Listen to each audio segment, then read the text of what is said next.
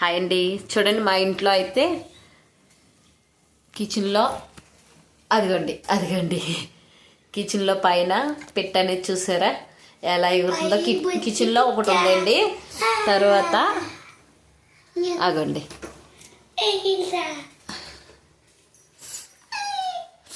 కిచెన్లోకి వచ్చిందండి ఒకటైతే ఇంకోటి బెడ్రూమ్లోకి వచ్చిందండి. బెడ్రూమ్లో అదిగోండి ఫ్యాన్ పైన చూడండి ఒకసారి ఎంత చక్కగా కూర్చుందో. నేనైతే ఫ్యాన్ అయితే వేయకుండా అలా ఆఫ్ చేస్తానండి. వర్షం పడుతుంది కదండి, దానివల్ల ఈ చిన్న చిన్న పిట్టలు అనేవి ఇంట్లోకి అనేది వచ్చిందండి.